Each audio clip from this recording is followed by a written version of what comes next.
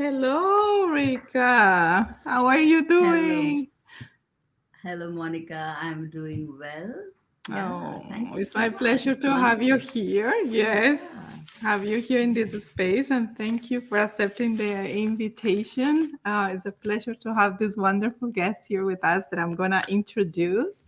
And well, this is a good night, everybody from the U.S., Florida, and is good morning to everybody that is connected in India because it's around 7 a.m. where you are, and you're gonna tell us where you are and all the beautiful story of this amazing wise woman that I happened to meet recently in my trip to India. And I've been talking around this because, as you know, I invited other amazing women that were also in India with us and sharing their stories because they are grandmothers and they share their stories about how it's to be a grandma and the amazing work that they do, or even if it is connected to feminine wisdom. And today, you are the last and very special closing of this program, which I'm so honored. I'm so happy because everything that you are and you do represents so much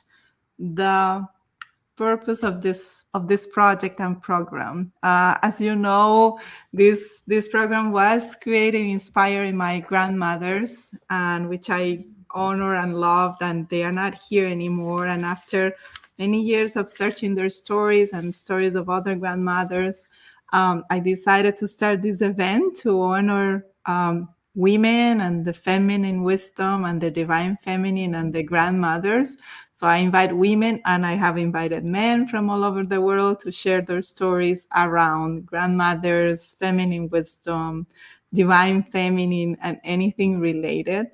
So this is perfect for this year. And you were just telling me also about the Navaratri, that it's good that you tell us a little bit more because this is the perfect closing for these 9 days where you worship the divine feminine. And I have been doing this for these 9 days as well in another way, but definitely it's been worshiping the divine feminine. So welcome, Rika. And before I give you the space, I just want to say that Rika Kurup, she is a trauma aware, compassionate, inquiry informed, integrative, systemic therapist. And you will tell us more about that.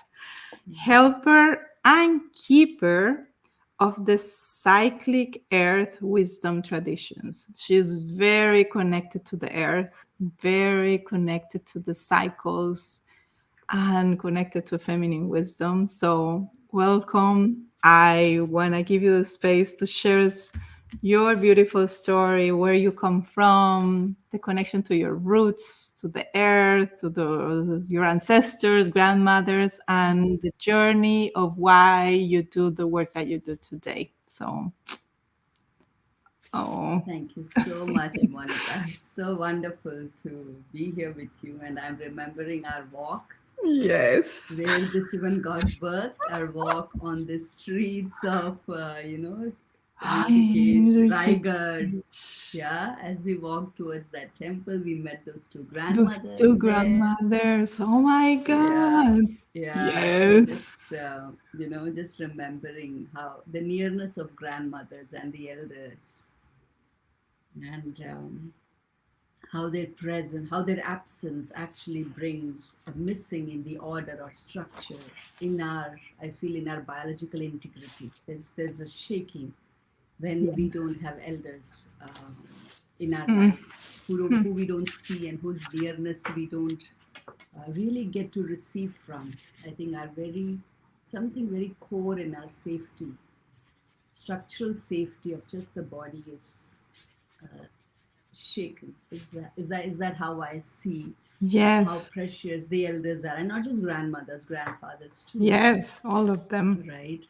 Yeah, all of them, all the elders. Um, so I want to start with this word before I go into my story, because this is the word that I am becoming more like. When you're everyone has a word, like when you're walking and you trip or you fall, there's a word that comes out of our mouth. It's not really a word, it's a sound, Yes. right? So the sound that I remember my whole life is the sound ame. That's the sound that always has come out of my mouth. Yeah.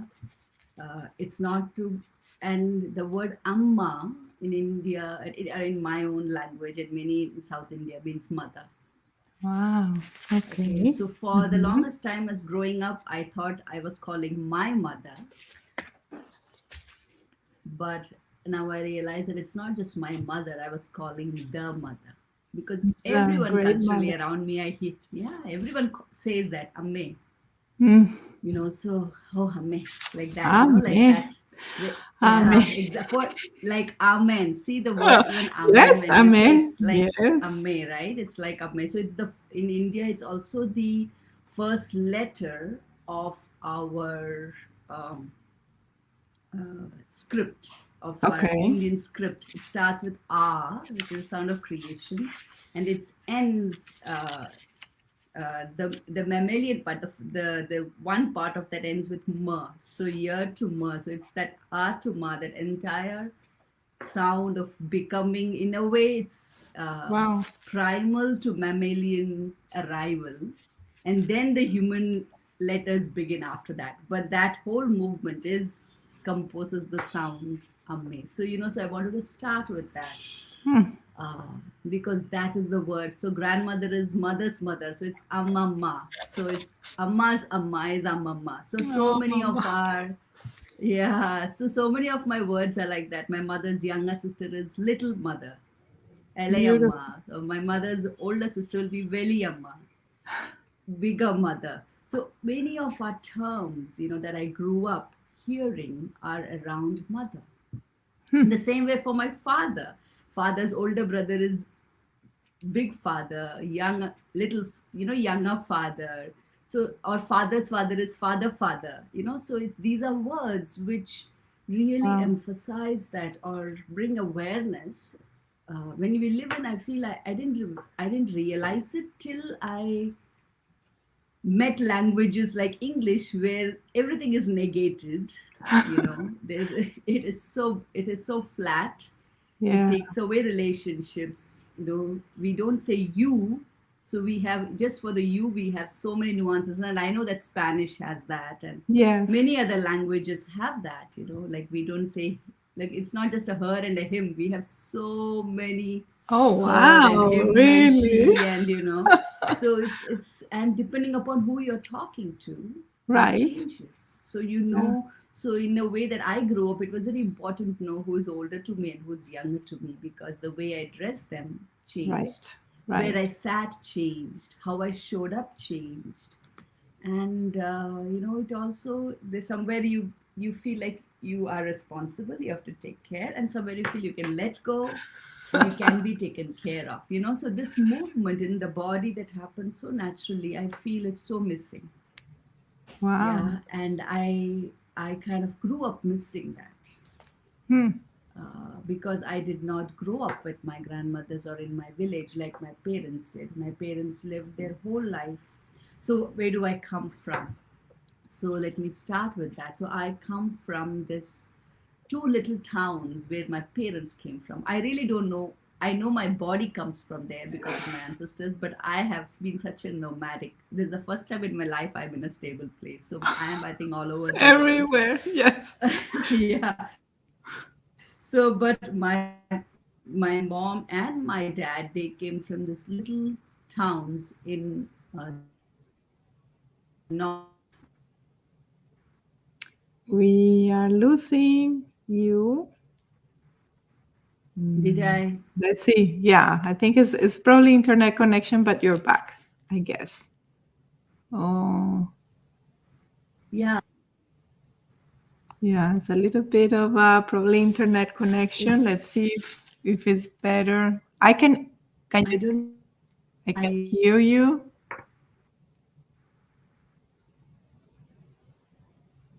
Let's see if she comes back. Because, oh, I really want to hear her stories. It's amazing. There Okay. you I go. think I I'm think we're back. okay. Okay. Yeah, so I come from these two villages. where my parents come from. My mom's is place called Cherugunna. It means small hill, and my dad's side is called Taliparamba. So they both are known, famous for. My mother's village is famous for a very famous goddess temple, Mm-hmm. Devi temple, the Durga version of Devi temple, and my father's side is famous for a Shiva temple. Oh, wow. Very different, and they somehow they are married to each other, but they live separately, just like the matriarchal traditions they my parents ancestry belong to, where Yes. women always lived in their home, and whoever they were in relationship with visited their home, and the men never left their homes, and That is which is so means interesting because I never heard and this anything like that. Yes. no, there are many cultures in the world who have. I think the older way of life was like Yes, that it was like before. that. Yeah. Yeah, paternity had to be established in the way that it needs to be established today for societal reasons. But earlier, because so that's how my parents grew up. So they grew up in this village. Just few days back, we were talking about that. They knew everybody in the village. That's how they grew up. You know, so wherever they went, they were safe. They knew who was connected to who is related. Even today, my parents' conversations involve that.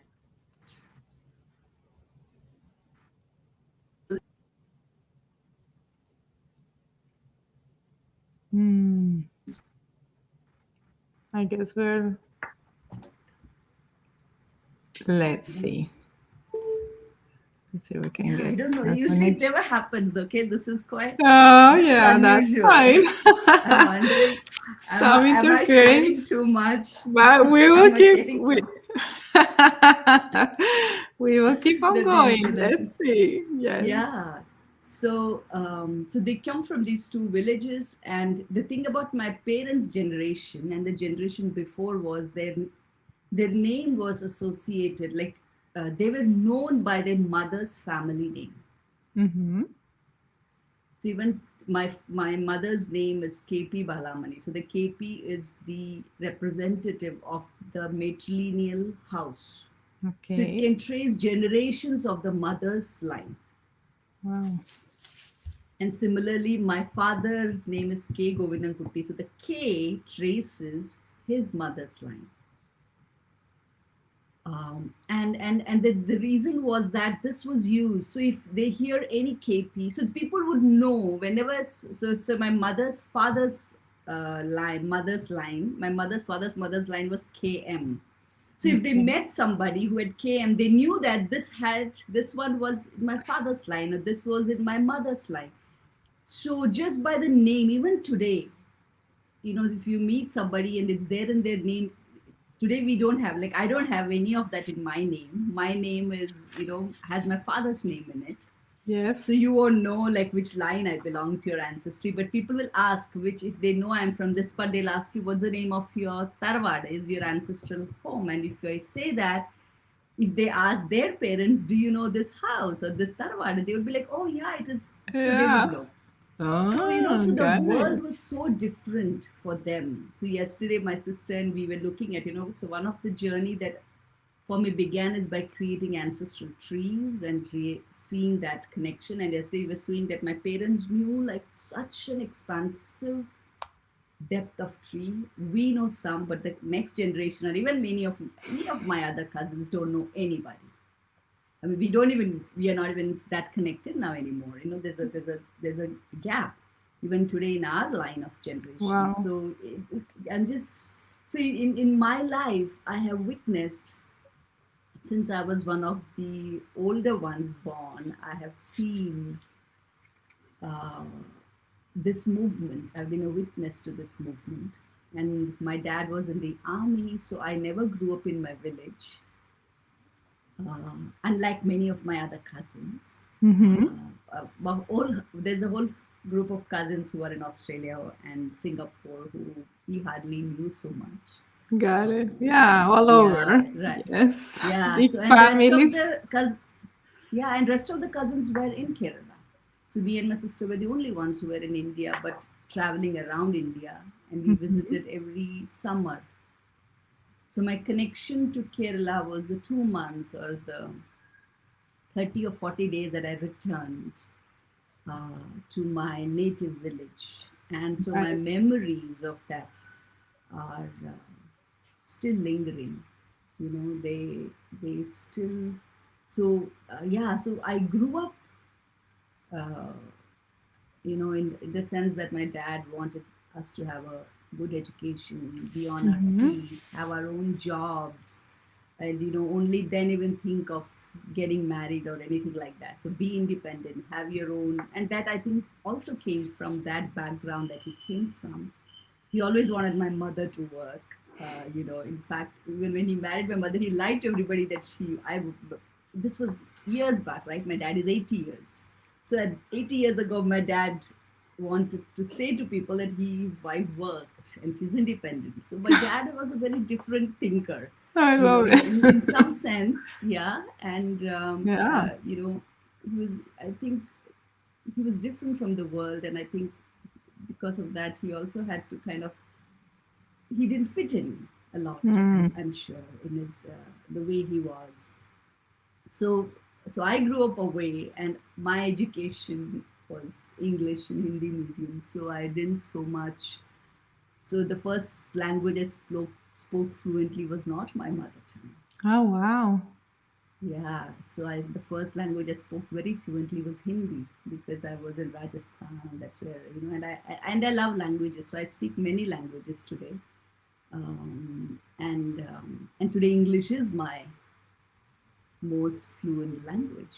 So in a way that, yeah, it's interesting. It is, yeah. It's so interesting Yeah, how in India there are so many languages that we don't realize. Like, yes, so yeah, many. and Yes. so many languages, and the nuances of the languages are very different. Hmm. So and I think my track of my life, so these brief visits to Kerala and then seeing how it was so different from rest of India, very different. I didn't so much at that time grasp how it was so different. One thing that I remember a lot when I returned to Kerala was the body, Hmm. people's comfort in their body, men and women, very comfortable. Like I saw grandmothers, and maybe in the village culture across India and many parts of the north, when you really go, not the central, but the sides and the up north, we might meet that. You see naked bodies very easily. Yeah, like I would see my grandmother. I lost my grandfather very young, so my grandparents were really old by the time we came in. So my own grandparents, I had lost them when I was really a kid. My grandfathers, so only the grandmothers were there till I was 24 or 25, and then I Mm-hmm. lost them at that age. So the thing is to remembering the oiling of the body in the Oh, wow. evening, the grandmother heating water and putting oil, and they never use soap or any of that in their head, no shampoos. So these were so shampoos things. Shampoo was very alien to me because my mom never grew up using it. So many things which, so for me it was always this world that my parents grew up, which was very earth based, Yes. Mm. land based, growing your vegetables, getting them out, cooking. They grew up on floors which had cow dung, which were, Kerala is very tropical, very hot. They didn't have Okay. fans or anything in their time. There was not even electricity at that time when my mother was growing up. But they used to have cow dung, and there's a red mud and few other things they mixed, and that was the floor that they slept on. Hmm. And they didn't sleep on bed, they slept on hay mats. So evening you take the hay mats, you put it out, you sleep on it, Mhm. morning you fold it. So rooms were empty. uh, How they were interesting. much more open to the sky, you Uh-huh. see. So it was a very different growing up for Yes, my way both of my living. parents.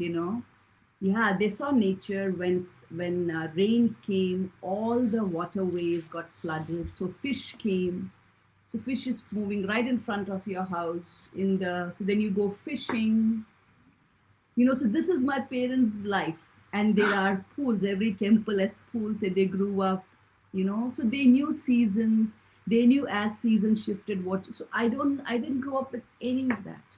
Got it. And somewhere we were so far away in the army campus, and Right. I like isolated from, yeah, also yeah, from from that those. kind of life, Yes, right? right. So Yeah. and my mom was, I think, she didn't even kind of force anything on me and my sister. She let us be. Even her spirituality, her prayers, she never said, okay, you have to. She never did that. In a way, I realize now that she also let us find our own way of Hmm. what is spirit or what is consciousness, what is nature. So we, both me and my sister, I remember that nature is a very big part of my life. Even in the army, that I remember most, and other people. But the spaciousness of all army, and army areas have a lot of trees, Hmm. huge banyan people. That's what all army areas in India. If you want to really see nature, you should go there because they have preserved it. They They don't let you preserve cut it. trees. They don't let you cut trees, and I and love it's it. clean. So I grew up like that, in the Mm-hmm. nearness of trees. So I know nature that way. I Okay. I feel very comfortable being alone in nature. That was something it has never left me. I never feel afraid if I am in a dense nature, and if a snake crosses me, or a frog shows up, or a cockroach. I'm not the kind of person who will jump out of my seat, Yeah, and screaming I and d- just yeah, running. that's not me, I get it. uh Yeah. yeah. So I grew up, talking to this is something. But Yeah. in some, yeah, so that's kind of my.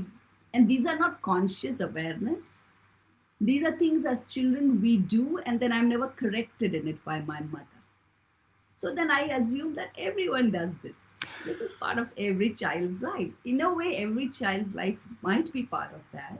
But then as parents, we come in and say, hey, don't do that. That's dangerous. Don't go there. Then you're afraid. But since my mother How never wise of said, her. like, yeah, because I think that's how she grew up. So she didn't Right. see, right, anything strange or wrong about that. Even if it's a stray dog, if I'm playing with it, she wanted, oh God, it's a stray dog, don't play with that.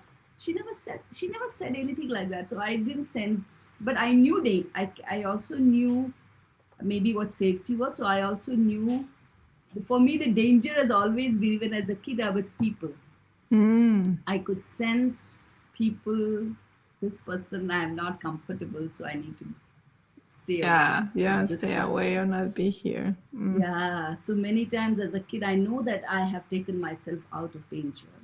But it's still, of course, as a child, I have experienced some really traumatic scenarios, which, Mm. you know, I didn't share, or, which were unknown to my parents, that could even happen to a child. It was unimaginable for them. No. Right, so things like that. So I think that's the trajectory of my growing up life. But I think my life significantly changed when I did engineering. When Mm. my dad felt that the only way, as a woman, if you really want to have financial stability and you want to have you call your own shots, you need to have money. This was very clear. I didn't see it at that time, so I was in a lot of fight with my father. I didn't want to be an engineer. I was very smart, but I didn't see myself going that way. I was a people's person. But that time computers were just coming. My dad had no clue about computers, but he said that there's something like this is This is happening. the You future. have to study this. So and I got in merit, and that's how I went to. So when I went to engineering, and maybe towards that, I think after that, my visits to Kerala completely receded.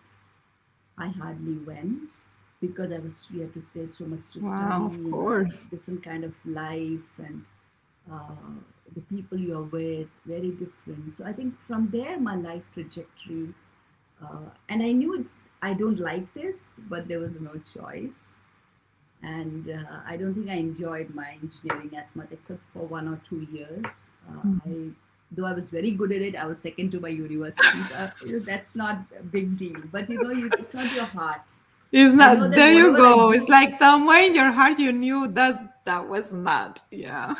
the yeah, thing. that was not, but I love it. I mean, I have, I can find love with anything that I do. There's something that I've learned from my mother, Beautiful. that you can learn even in the most worst of circumstances. You are always learning.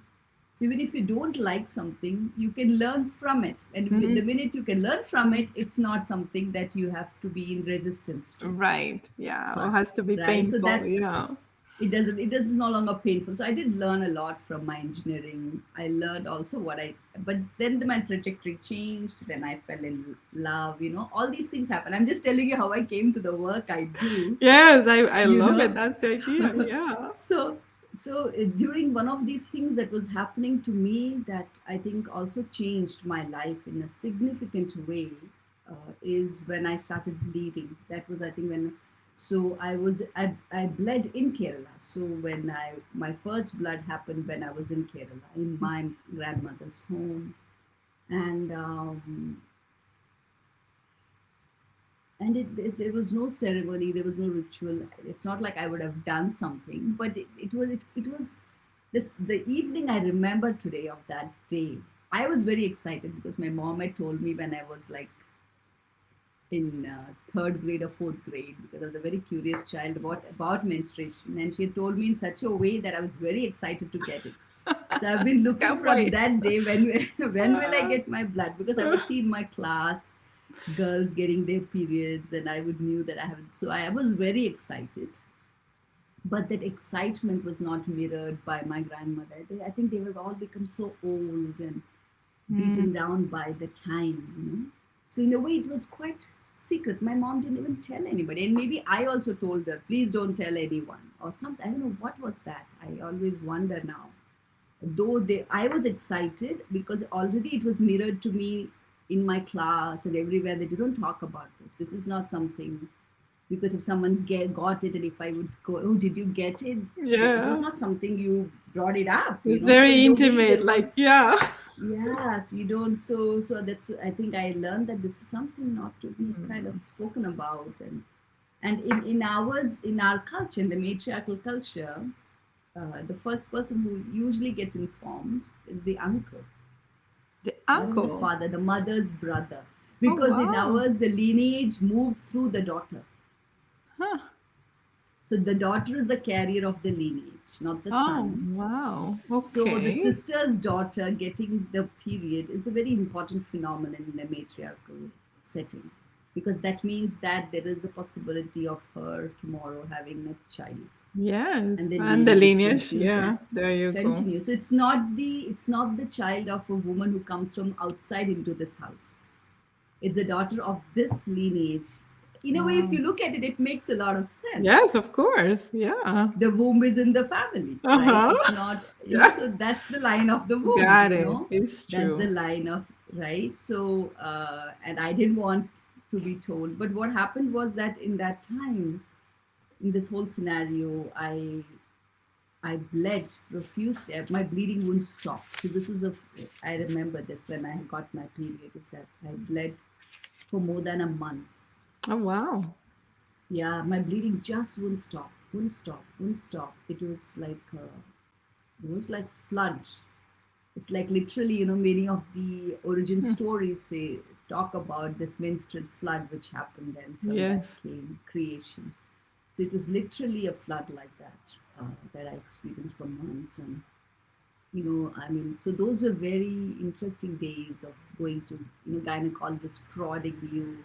You become part of the system where nobody holds you in that way. They just treat your vagina and your that like something, Oh, your turn. As a child to go through. I mean, not a child, as eighth, ninth grade, 10th grade, but it was very. Uh, so I think I experienced a lot of shutting down in my body at that time, I like get it. some Yeah. shame. Though my Hmm. mom never, ever mirrored shame from me. She never did. She never did. My mom doesn't even experience shame that way. That's part of her lineage line. She doesn't know shame. She knows shy, but she doesn't know that in her body. So from my mother, I didn't, but that was a disconnect, right? When the rest of the world mirrors you that, and your mother doesn't, you feel something is wrong with her, not that something is right with her. Got She's it. the right one. You don't think that. You get mad at her, you Okay, how know. come she doesn't And get it? Or she's not. how come Yeah. she doesn't get it? Or like, like when my class teacher shamed me for not wearing a bra Mm. in eighth grade. I got so mad at my mother, and my mother said, "Why do you don't need to wear it?" You know. Yeah. But I fought with her to get me. I said, "Which world are you living in?" It was in my head. But what my mother was doing was right because they didn't grow up wearing bras. Right. They are a generation which grew up with very free breasts. My Mm. grandmother never knew a bra, so they just wore something because once you start having babies and breastfeeding, your breasts become big. So they had cloth. They made things Mm. with their own hands, and they wore something which was very different. So in that sense, like if you see, there was this continuous tussle between what the modern world was telling me about who a woman is, what a woman is, and what I was mirrored at home. My mom and my dad, in a sense, they were very free. Like, in a sense, I know that my mom went everywhere by herself. She had her own friends, her classmates from school who would visit us, men and women. For my father, too, there was not of this question, oh, because I didn't see this in other friends' homes. So my parents had very open discussions, though they were not very educated, both of them. They came from a village culture. They were very modern in the sense, Got it. So I didn't see that. Like when you go to someone's other houses, you won't see the like the my if someone comes, you have to go inside. Their parents won't really talk. Father won't really talk to you or Yeah, engage with no, you that got way. it. You go inside. My house was different. I had to push my father out of the room. Dad, these are my friends, not yours. Go inside. Don't talk to them. Yeah, So yeah, my yeah. dad was, my parents were like that, They were very, very interacting different, and oh, very. So, beautiful. but I Uh-huh. always saw that they're very different from other parents in the sense that I could hear as I slept in my room at night, I could hear my parents talking in their room Mm. about things and issues, and and it's a good sound for a child to hear their parents in their room sharing or talking about things. As an older kid, I was the older one, so for me it felt good. Mm. It's nice that they're talking about different things. My dad is sharing something. These are sounds I heard, which Yes, I today I realize that those are not sounds that many people have grown up hearing, because as a I'm sure therapist I got not. to hear so many stories, right? I get it. So yeah, so this is, but I think that's the track of my blood. And then my doctors, when I had this bleeding wound stop, they don't even tell you what they're giving you. And I think my mom also was clueless as to what to do. And my father wasn't there, he was away. So he was not with us for 3 years. This is when all this happened. And I was put on medication, which I came to know much later. Mm. And even my mom, that was contraceptive that they put me on. And that kind of regulated my blood. But when the contraceptive I stopped, I had excruciating pain every time I bled, pain to the point of passing out. Wow. So those, just I would pass out, like I would fall unconscious. To that extent, I would have pain. I would sweat. It would all become dark, and I would go. Mm. But the minute I would pass out, I would also experience such bliss when I came back. My pain was gone. My womb was okay. Uh, and everything is all right. So I also experienced that pain was a gateway, Mm. because Got my it. mother didn't grow up in this pharmaceutical. She didn't know that I could have been given painkillers or anything like that. She didn't know any of that, so I was not given any of that. I had to deal with this pain myself. She would make me some herbal concoction, but in a way I feel, though it was very painful, I learned even at that time. My mother would just say, breathe, just breathe. So I would breathe, and I would meet that pain, because there was no other way. Where do you go? You can't Yeah. go anywhere. And they were, so I also experienced. So I knew that my menstruation is something pretty phenomenal. Very early, I came to this something about this, because if there would be a math problem like integration or calculus, especially, that I was struggling to find an answer, When I bled, I would have the answer. I would just know the entire formula. Wow. Yeah. So there were things like that which I knew that there's something here. What is Yes. this? How come I know the minute I start This bleeding? is I trying to know. tell me something that I'm not understanding. Yeah. How? Yes. So There I. you So go. in a way, yeah. So in a way, though I had pain, I also kind of loved my bleeding time Hmm. because it brought me. And one thing was I didn't have to go to school or college. I would just not go because the pain was so I would have this time to myself To rest and and many things recover. opened up. Yeah, rest and recovery and a freshness that would be there. So I would have answers for projects, or I would know, okay, this is the direction we are going. And when I came out of my blood, so I knew that the blood did all that. Something was happening there which I didn't so much know. But then after that, I got a job immediately after my graduation. I was working in Bangalore. I fell in love, um, and someone who's not from Kerala, but another state, another language, another very different upbringing, but there's still a lot of similarity. And I think that's where when we got married and my life began in that way. And I came to US in 1990. Hmm. Yeah, 99. I came to United States, California. When I was working there in California for maybe 7 or 8 years. That's when I really experienced that even though I had grown up seeing my parents have such a open, relationship in many ways, it's very different from others. I had not internalized that. I had internalized a very cultural narrative of India, which was about the wife. I behaved in a way that my mother never behaved. It was so weird for me, and it was something from my body that I couldn't fight against. This cultural narrative that I was seeing around me, that I was seeing everyone embody. In a way, I also wanted to be that.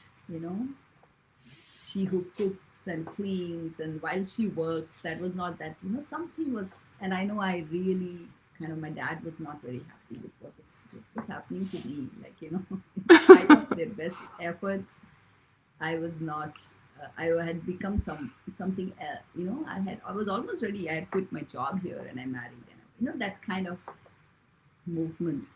And I think it's in my relationship. First time I realized this struggle Hmm. between my knowing and this role of the wife. It was so it was so not. It was something so, I don't know how else to describe it.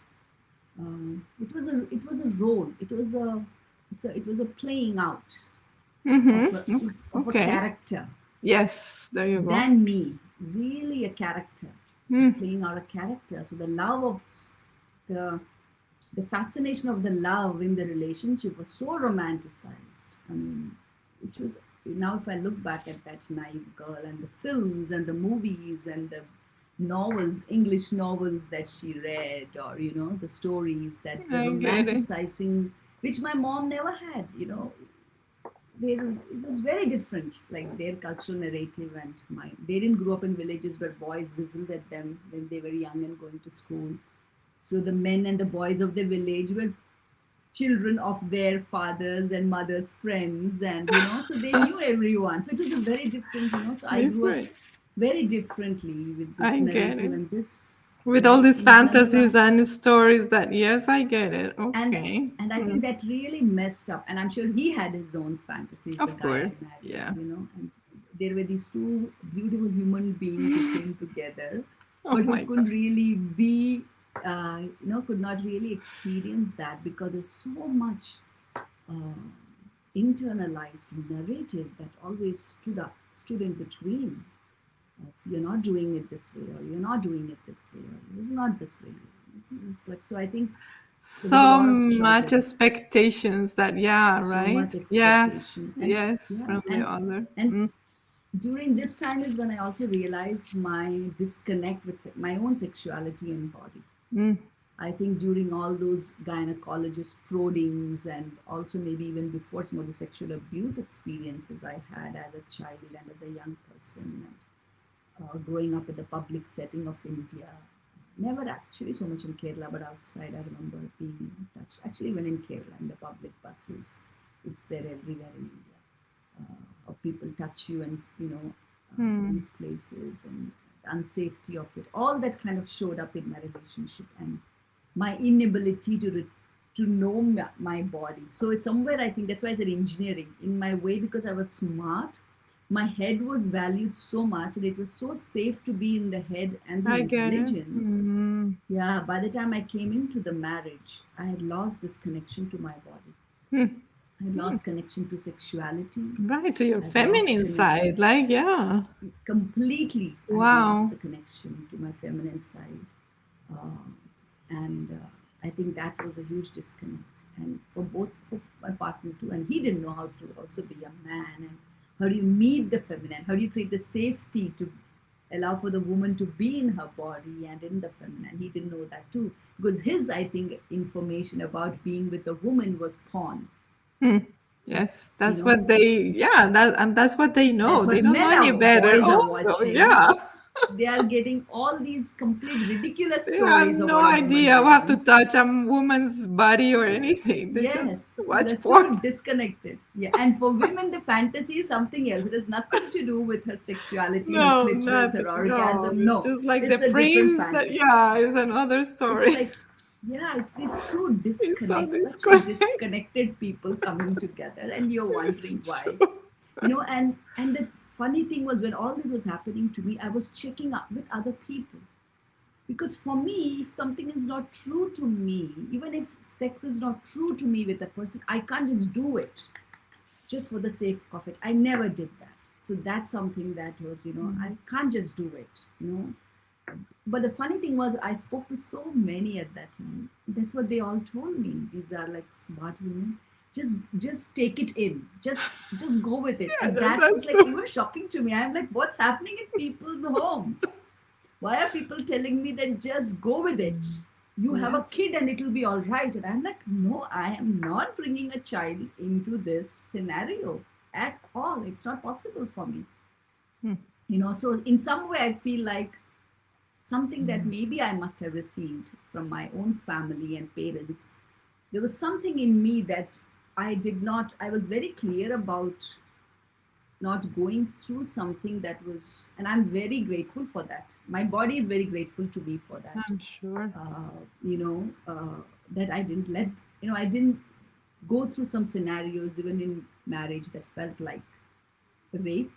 In a way, if I Yeah, say it, yeah, I'm yeah, saying these yeah. things, in India, it's You're marital right. rape is still not No, acknowledged. but It's it's still true. not, And a lot of women have to fake that they are enjoying this, you know? yeah, Yeah, that happens a right? lot. Yeah. Yeah, yeah. And so these are some things that that's when I realized that it's quite messed up. And by the day, I was also in a spiritual organization, beautiful spiritual path, beautiful community of people. But the sexual disconnect was just Mm. as widespread as it can be. So that's when I realized that there's something also about the Indian culture where our disembodiment in the name of spirituality and God and all that, goddess and all that, is so much here Mm. than here in the body. So I think my body was kind of in such a state, and but I really loved the person I was married to. I still carry a lot of love, though we are not in marriage. It's almost 10 years now. That this is actually Hmm. the 10th year of my divorce and separation. So I gave it. I tried hard, to, but we just couldn't. It just couldn't happen. And that's when I realized that. Things really started happening. There was one particular instant about the body connection. I remember I was coming back home. I'd gone to teach a workshop. So I was still not in this work. Okay. I'm Right. teaching yoga Yes. and Yeah. meditation and life skills. I'd already quit my IT job, but I was teaching Okay. spirituality, like this Okay. You will, spiritually yeah, awakened, in yeah, another awoke way. person. You Another were way, like in a between. different. I was in between totally. Though at that time I thought I was like above and I had reached some Uh-huh. state, but I was not in the body in that state. So I remember distinctly when I was coming back home.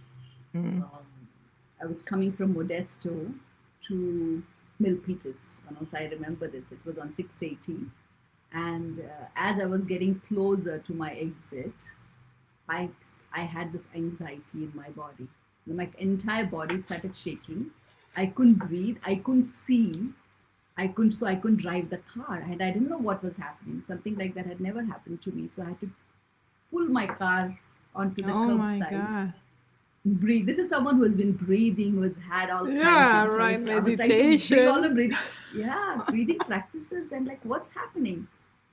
But the minute then I said, okay, now I'm calm.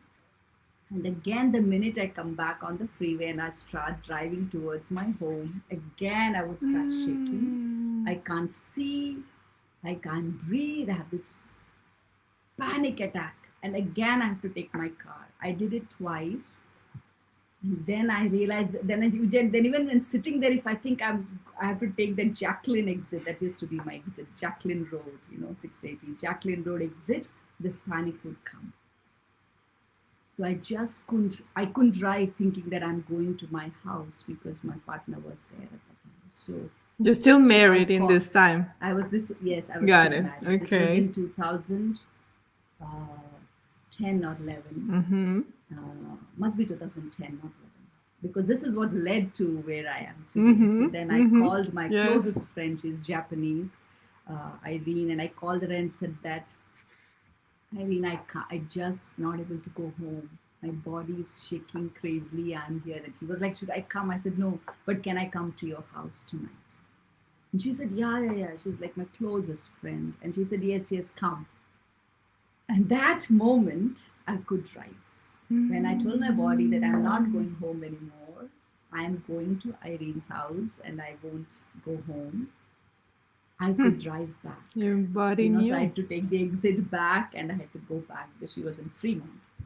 So I went back to her house that day. I stayed there. Next day I came, took my things. And that's where, I had to really begin this movement of stepping out of my marriage completely. And still it took me 4 years because my mind would say, no, Rekha, you can't do this, go back. And then I would have these dreams of scenarios which tell me, this is what it is. Do you still want this life? And I would wake up at 3 a.m. saying, no, I don't want this. I will not. So during that time, I think I was really struggling. I was 2 years from becoming 40. So all this happened around at 36. And today I know that 30 to 36 is a gateway for a woman. So it's really connected to that gateway. I was going to hit 40. I was 38. And that's when I came to know about the Women's Spirituality Master's Program at this school in Palo Alto called Institute of Transpersonal Psychology. So their Women's Spirituality Program is very much founded in transpersonal psychology. It gives women the opportunity to explore their own self with a feminist lens, in the spirituality lens, looking at myth, religion, stories, narratives, and finding your own How myth. interesting. Uh-huh. Yeah, and it was interesting, how once the minute I think I decided that's not my life. Suddenly, my friend came for a conference to ITP. I was at a dinner and I was sitting next to a friend, Valerie, who's I was part of one of. So already the goddess had come into my life because I was part of a study, a PhD study with this friend Valerie Sher, who was doing embodied movement and archetypes of the feminine. So I'd already begun that movement with her. And so she was sitting next to me at the dinner table. I think it was a Jewish dinner hosted at my friend Karen's house. And so she told me, I was telling her, she asked me, how are you? I said, I'm in a really crazy place in life and relationship. And so she said, why don't you look up the Women's Spirituality Program that's happening at ITP? And maybe it might resonate, and the program, that's when the program is to write, if you're at the crossroads of your life as a woman. And I was like, that's me. That's I'm me. really, I can no longer be an engineer. I can no longer be a spiritual teacher where I don't resonate anymore. That's not working for me. I need to get into this body of being a woman. I really need to know what all this is about. And that's how I ended up at my program. And the profound thing, so I'm bringing the loop back of the grandmothers. Because when I went for so they have an interview process. So I met Judy Grant, who is actually the author of Bread and Roses, How Menstruation Mm. Created the World. That's her life's work. It's a phenomenal book.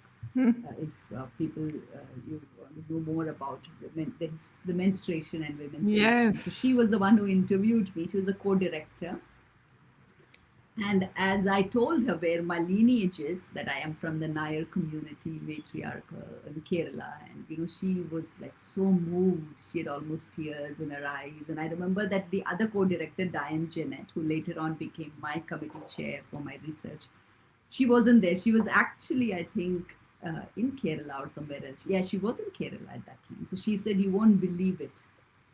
We have done so much work with the Nairs in Kerala. We're sitting with all this research and this material with us, and we have always wished that a Nair girl comes to our program, but we have never had a person ever come to this program. So we are so excited that you're here, This is you know." unbelievable. Yeah. And for me at that time, I was not going there looking for my roots. I was like, Right. what are they Of saying? course I'm going there to not. Yeah. find myself as a woman. I'm not going to be thinking about grandmothers, Nair. I don't even know. I didn't even know what they were saying. So all this matriarchal thing that I told you about lineage, all that came after. So I'm just telling them where I am and what is, and they knew way more at that time, sitting there in that About chair your about roots and my yeah, thank you. roots. And but that's the funny thing. The minute I went into the program, every day of the program was within ritual setting, and that's you never see in academy. When you enter, Mm. there are these figurines of goddess and all these fabric. So my teachers were from you know uh, with African descent, Native American descent, Hawaiian descent.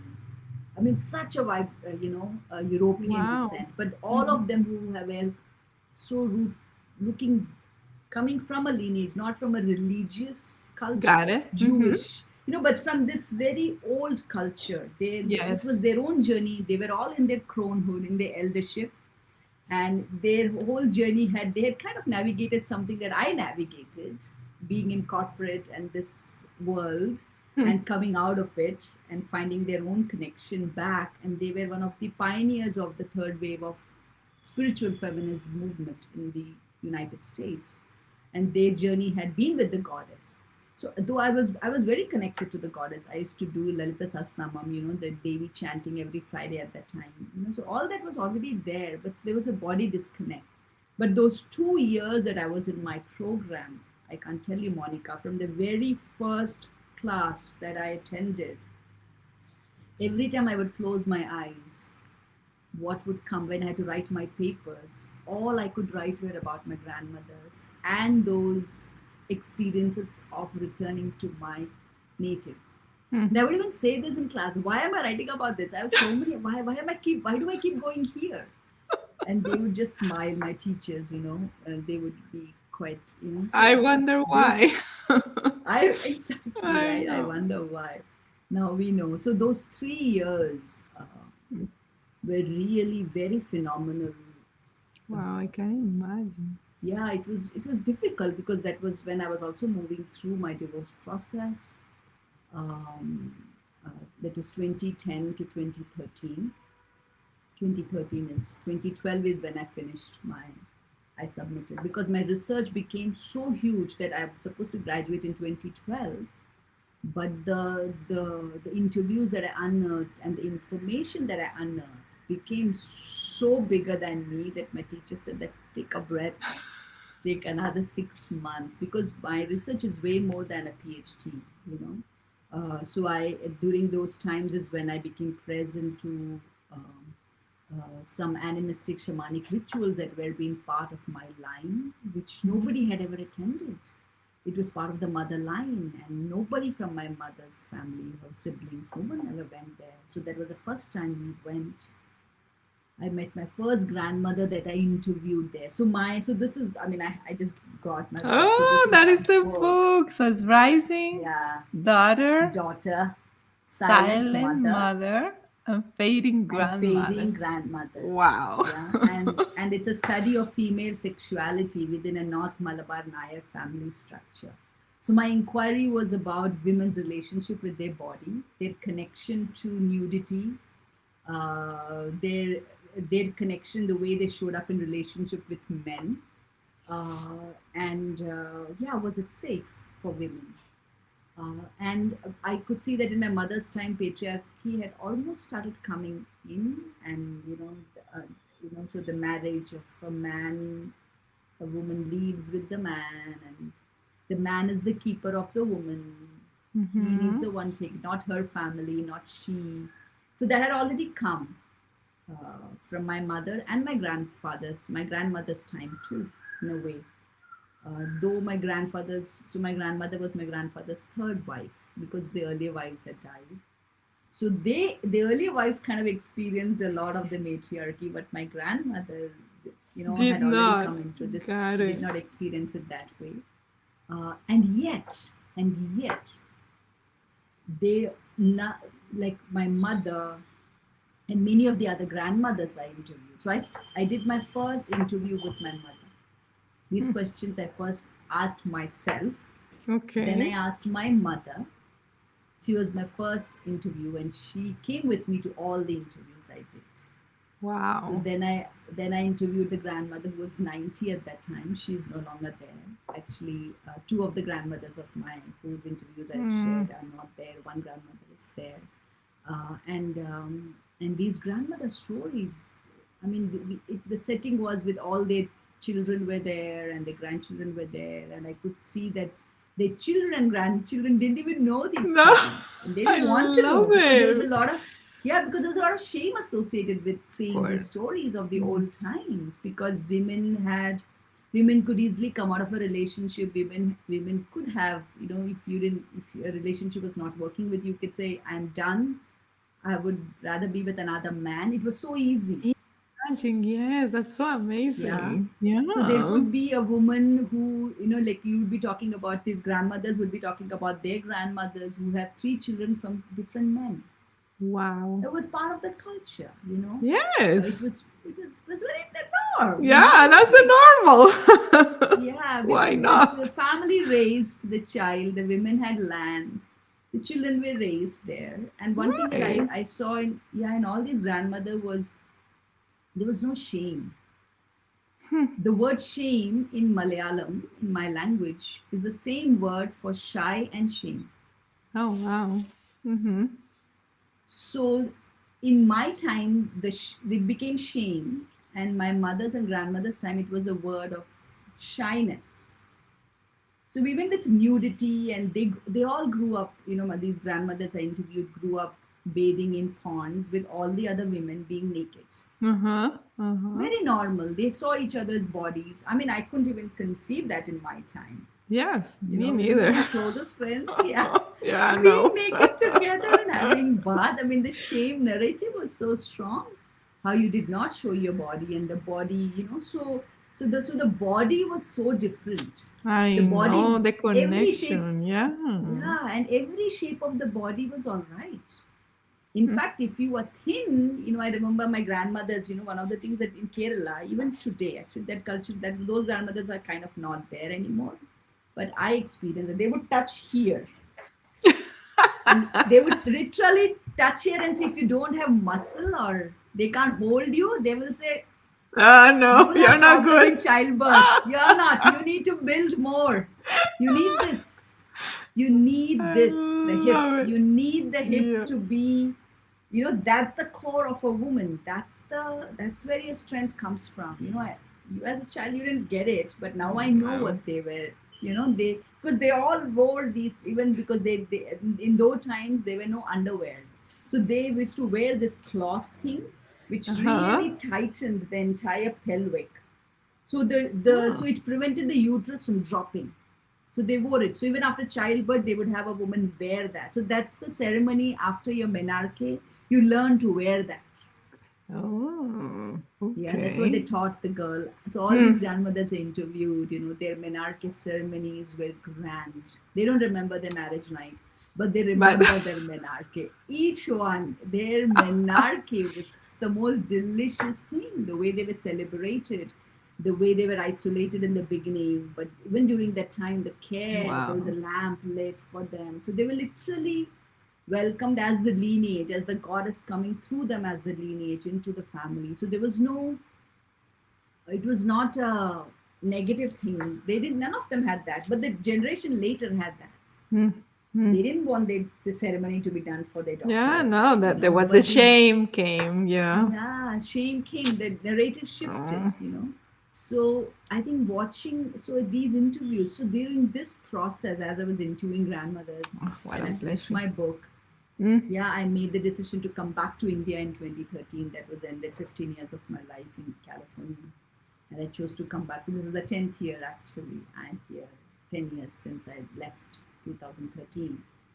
And then I interviewed many grandmothers in Kerala and even outside of Kerala. And I have always loved grandmothers my whole life. And I think grandmothers have loved me even as a kid because I'm always ready to listen. I'm I ready to know. sit at their feet. So Mm. grandmothers have loved me anywhere, everywhere. They always spot me.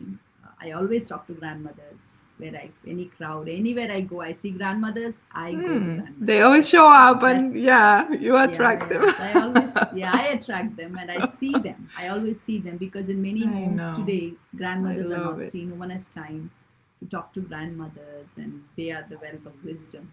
And so, yeah, so I think around 2015 is when I started doing women's circles when I was in US Mm-hmm.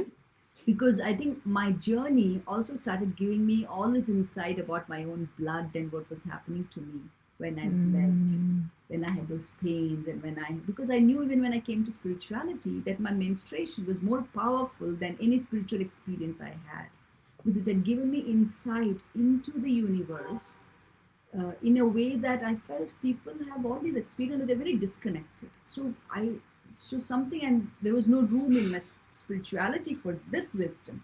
Mm-hmm. So I think as I came into my women's spirituality program, I really started integrating. A lot of things started opening up. Actually, integrating is happening in the last 4 or 5 years for me.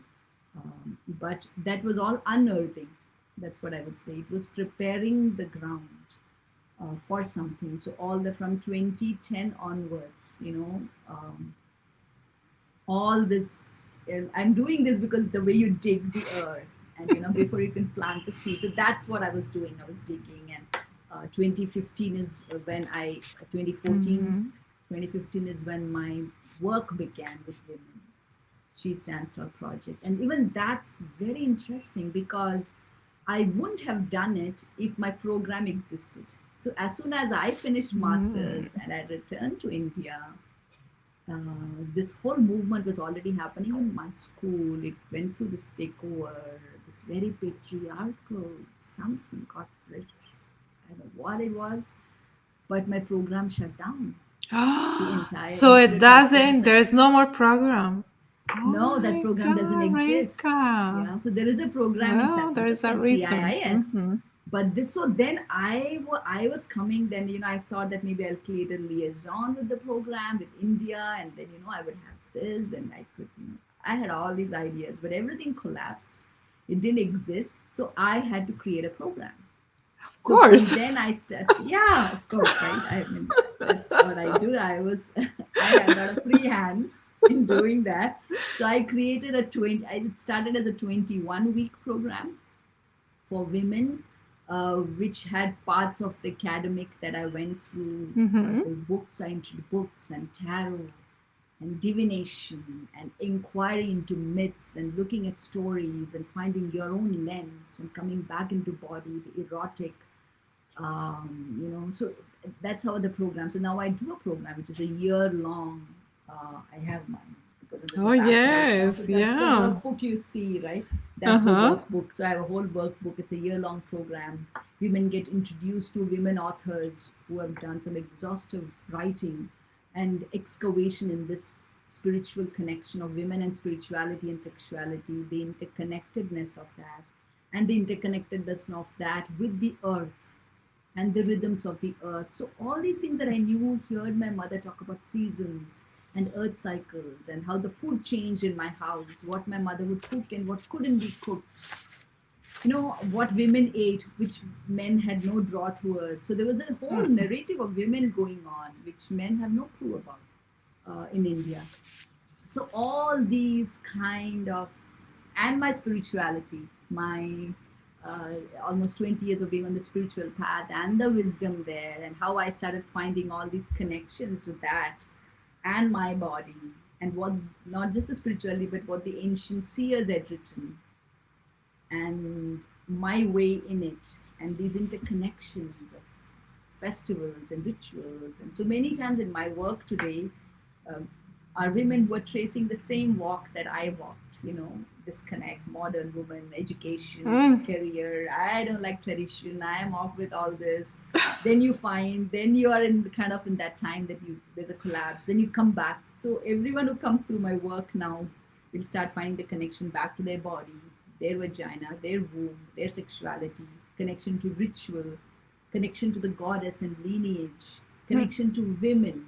Women, people will come, I hate women, I don't like to be with women. And by the end of the program, they start loving themselves. And then they're Understanding, able to also, yes. yeah, they're also able to see and love the woman who is in front, because I feel women are mirrors. We mirror each other. So when we say, I don't like a woman, I'm just saying that I don't like myself, that It part is of me. true. It's Yes. not you. So that's the Mm. journey. And one of the things that happens on my journey with all the women in my journey is their own connection to their grandmothers and their elders and their ancestors shifts. They're able to go back. Their connection to their mother shifts. So this is something that, yeah. And the word that I have in my systemic. So a lot of my work is systemic, and it also comes from the family constellation and systemic theory. Mm-hmm. That Yes. what we see It's today, so like if related. we look, we are all connected. It goes way back. It didn't start with you. It goes way back. And sometimes the price we pay, as sometimes children are ready to die, or we are ready to die for many things. Many times we do things unconsciously. And so anything, like even earth, if we look at earth, what's happening to earth, we can look at the systemic implications of that today. So even today we are fighting. We are still in that phase of where we are about pointing the finger, like you did it, you change yourself. That doesn't exist in nature. There's no you did it, we did it. Yeah, You know, competing. Yes. Doesn't yeah. So make it's like that. sense. So we have to Mm. start looking in. Where is it? What is in me that's still showing up, and I'm not separate from it. So that whole lens of this interconnected web of life. I mean, you don't need to learn permaculture. Today we love these words we create, and we make things like we are just creating them now. But the ancients everywhere on earth. I mean, I have sat with grandmothers from so many different cultures now. Even in the U.S., Aboriginal grandmothers from Australia. I felt, oh my God, they are the My God, universe. they They must be live the universe. amazing. I know. They are the living Yeah. earth. Yes. They are living earth, totally. They are being earth. They are living human, actually. We have not reached, Mm. majority human Right. culture is very disconnected from Mm. living human Mm. It is and true. being Yeah, there earth. you go. Yeah. So okay, so I'm going to take a pause, have a little bit of my tea, Please. and I will leave you now to see where you want to go. I'm in such a delight. I can stay here like forever listening to the stories. It's like Yeah. I'm so amazed. It's like because it's like since I started this journey, it's all I want to do is just listen to the stories, learn from the grandmothers, from the ancestors, and the more I hear you, I understand why I'm doing that, because at some point it's like, why I'm doing this? I sometimes I don't get it with this. Where is this taking me? And what is the message behind this? But it's so clear. It's just, Right. is that we lost that connection, and the connection is there in that ancestral wisdom, Right. and sometimes in the most simple things of how our ancestors and people like where you come from are, from that village, and the way women knew their bodies and were connected to their bodies and to each other in such a beautiful, in community, and bathing in that river. And is we lost all that, and then we come to this society, we're born, and we hear that we need to be successful as women, and but we're completely lost, and we grow up with these stories that are like Right. all these fantasies that a prince is going to rescue us somewhere, and we're going to be so Right. happy forever after.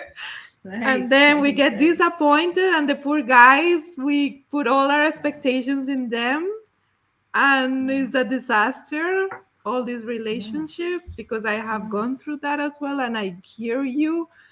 So my God, Yeah. and then we are disconnected. We don't want to hear to our grandmothers. We don't want to hear to our mothers. We think that is like, oh, that's boring. That's old. Yeah. That's from the past. We don't need all that. And then Right. here you're showing like, okay, you have to go. Is always going like, okay, go back to the Round the yes, go you go around the around the world and earth and come back. you come back. The answers are Like the always there. alchemist. Yeah, the answer is always in your. My And God, today our Rika. disconnect, right? Our disconnect is such that for us everything is yes or no, right or wrong, black or white. But in the old generation, if you ask them a question, we it's they can't just answer it like that because there is no right answer. Right. Like No. because there are it's you are also integrated into connection. Hmm. So when you choose to do something, today people believe that I'm independent, I make my own decisions, but that's the greatest illusion. You don't. We are not independent, we are interdependent. Just because we don't remember ours, we take us as far away from our family or our roots and we go to another country and we can live, doesn't mean we are independent. It Mm-mm. shows up in another way. The Right. pulls and the draws and the disconnect show up in our body, and then suddenly you have a disease or something happens or some accident. You're wondering, why is this happening? So nothing is black and white. We can't, do we need war? Do we need peace? These are not yes and no answers. You have to ask, who is asking? Why are we here? Right. What happened? Can we look at that? What happened? So we have to go, like, today the way the world is, like this, it's painful, but whose side are you on? Whose side? No. There is a Why? side here. It's Right. like We need asking, to be in a side. Yeah. right, but there are It's so sides. Children crazy. have to take sides of their mother or their Everybody. father. Yes. Yeah. Yeah, this is Yeah. the split, right? Children today, because of divorces, a child has either child has to choose the father or the mother. So we are the generation today has seen a lot of that. So I think it all goes again back to that same place. We have a split in our own lineage, in our line, and it's not in outside, it's in our inside, right? Hmm. Do we take both of can we take our lines together, however they are? They may be perpetrators in our line, there may be victims in our line, but can we also take that all and let it meet us here and take a breath and say, because I know there are there in my line, there are perpetrators in my Of line. course. Yeah. Yeah. There are the caste system, and there are prices people paid, and someone who stood outside of Right. it, they paid a price. So we all have all of that. Everyone has all of that. And I feel like that's where the cyclic and the interconnectedness, you can't pull yourself off me because you pull, I feel it. Hmm. Yeah, Mm. and so even with men and women, and the alienation that has come even in that relationship between Mm. men and women. And I'm not glorifying matriarchy or anything like that. I think one of the things No, that I in the get way it. that, right, because matriarchy in some place at some point what happened was when women had so much power, uh, the children didn't have children's fathers were not named. Women somewhere had power to name the father. Mm. So, so somewhere many of these children, even in major cultures, so you could just tell that if you don't like the man, you could say that's not the father. Can you You imagine? could choose another man, but what happens to that child? So I feel also that patriarchy emerges also from this missing fatherness or missing Yeah, there is a missing maternity. piece. It's There's like always a where, missing yes, there you piece. go. There's Where's the always an balance? exclusion. Correct. How do Yes. we include? Yes, I So love this it. where Mm. we are, yeah. So that's I think, yeah. And when you look at old grandmothers, yeah, in the Mm. old culture, Yes. something is very different. Something the same may shock us, but there's wisdom in that. When you just let it sink, Yeah. you're like, oh yeah, there is something there which I don't know. And I think our mission, probably as women, is like, okay, how can we bring that back, that wisdom? Because it belonged to us, is in us. We just need to remember and reconnect to that, That's true. and bring it to today and integrate that to our society the To our way it is, society. because it's not like you're saying, it's not like, oh no, we should go back and be, We can't. like Yeah. to the matriarchy or patriarchy. No, No, that's not the answer, let's say. that's not. Yeah. Is Yeah. how can we integrate all this knowledge and wisdom to today's society? Yeah. Yes, I don't know, And to but move forward. Yeah.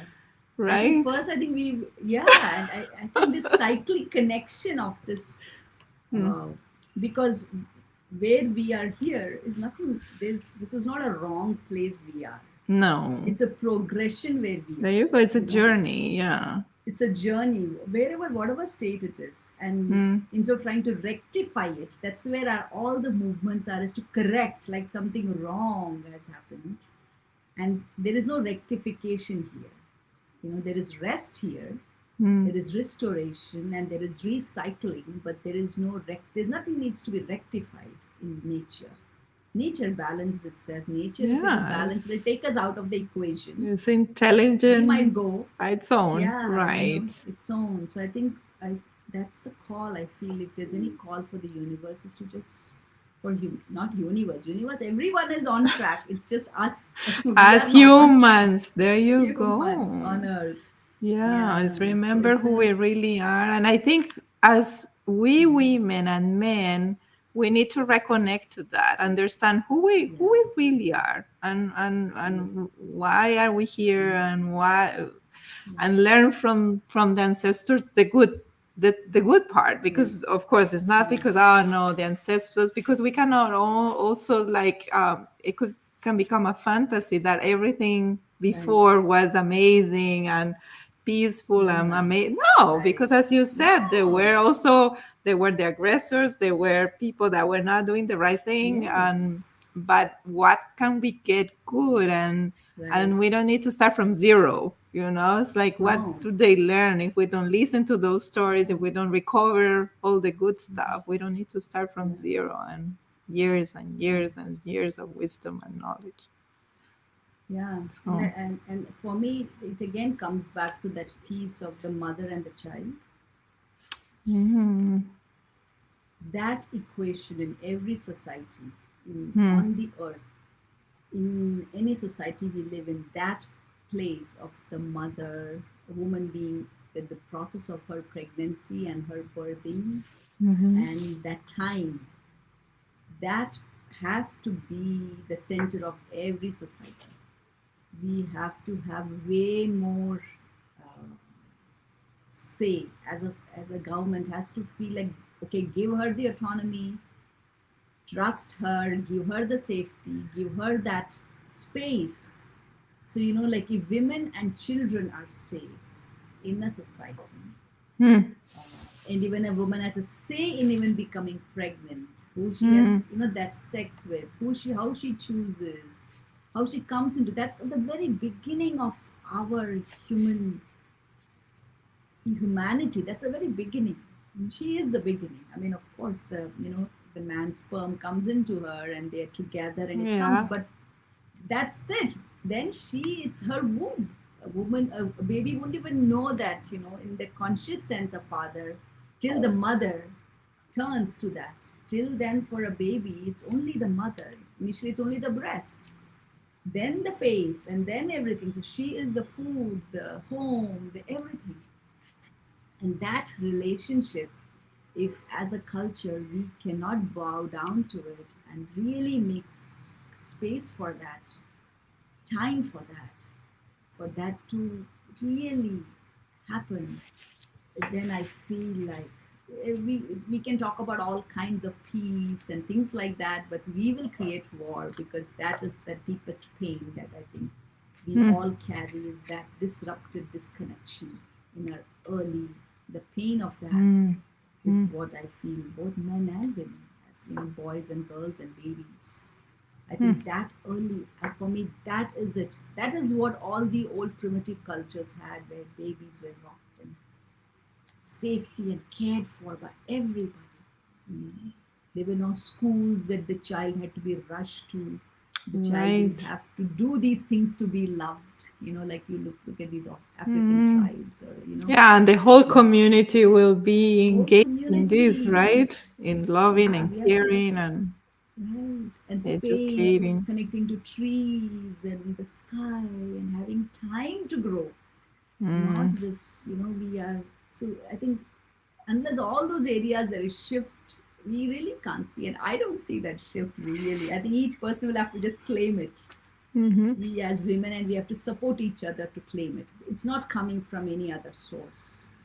I feel we have to claim it. We Oh, have to yeah. create as women Yes. spaces to create it, because we can't wait anymore for governments and policies Oh, and no, no, all of no. this. It's You're not right. We happening. have to claim it. We have to do our work and we have to, Yeah, yes, yeah, we yes, have to step into yes, it and just stand. That's it.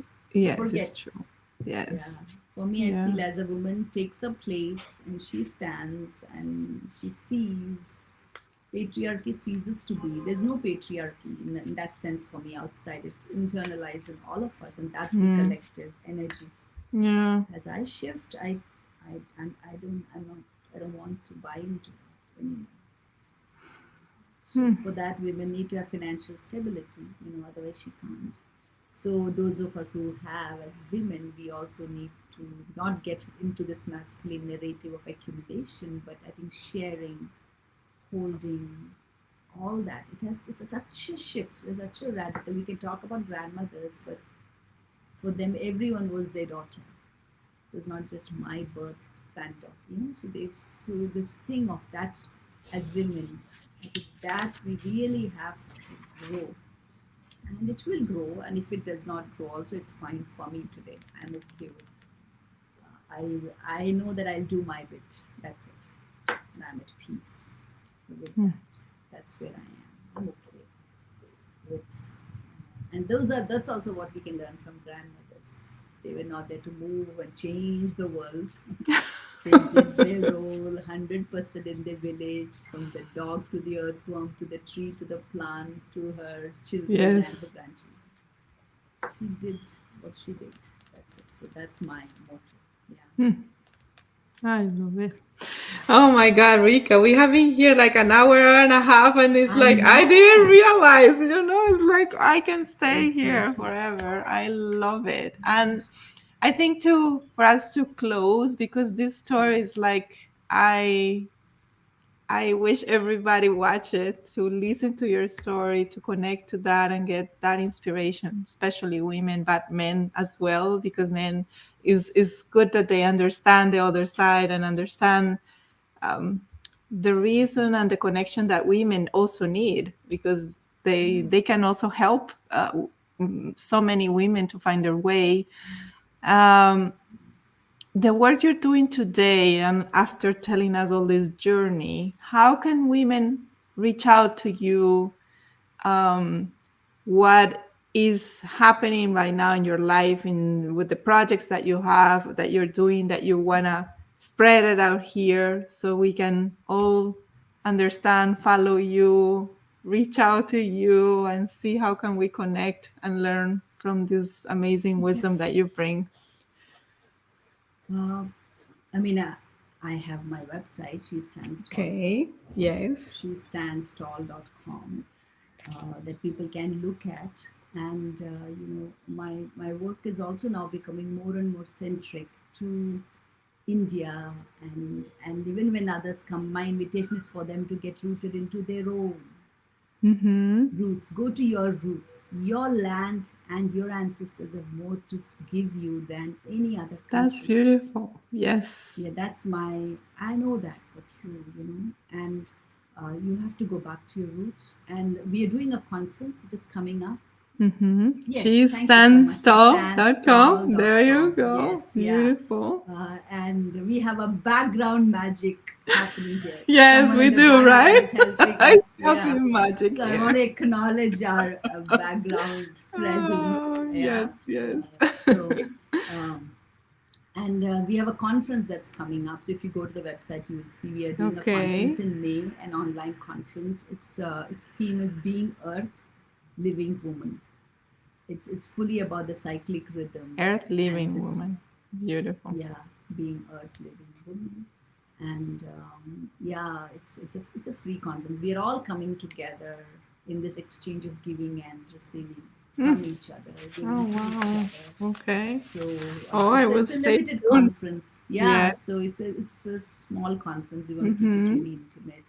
But these are different ways, and I've published many books now, journals Yes. and Yes. workbooks to track your blood and track your this. And because my whole idea is that I'm making myself absent,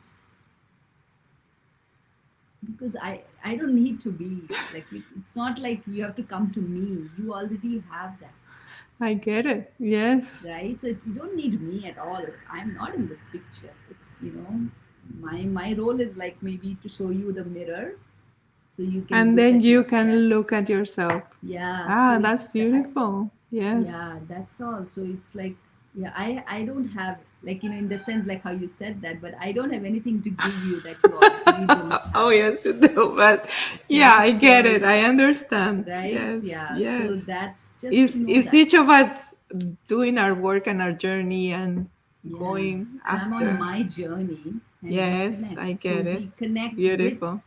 you, I connect with you with your wisdom, and we sit Mm-hmm. together, connect. Beautiful. Yeah. Beautiful. So Well, I just want to say thank you. I'm just like, thank oh, you. here is, I'm going to bed and I think I'm going to have the best dreams ever. This is the best closing and gift I can ever had. Like closing this Grandma's March has been so special.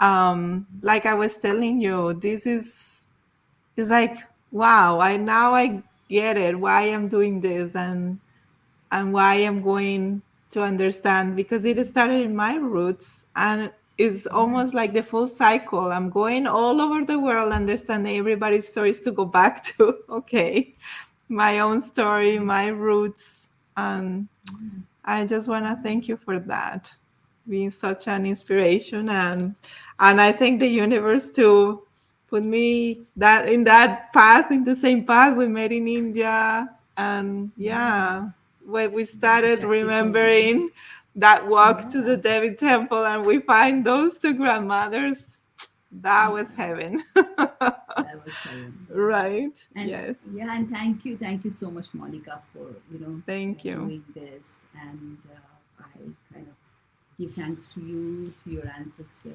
and to your Thank you. line, and for Same the work thing. that you are doing. Yeah? And may it continue and grow. Yeah, and Mm, may it bring the Thank you. stories alive. So There many. you go. And as you said, this is not even my work anymore. This is like, yeah, this is It's everybody's happening. space. It's Yeah. happening. It's everybody's stories that need to go out there and also inspire others. So, yeah, yes.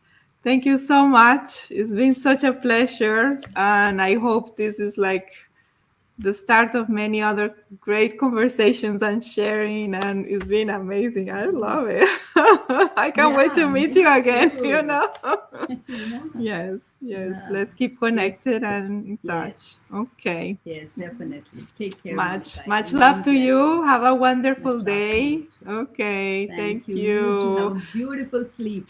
Have I sweet will. dreams. Thank you. And thank you, Yeah. everybody. This was Grandma's March Yes. 2023, Awakening Our Divine Potential Through Stories, Rituals, and Love. And nothing better than Rika Kurup to tell us everything about that. It was just perfect. So thank you so much.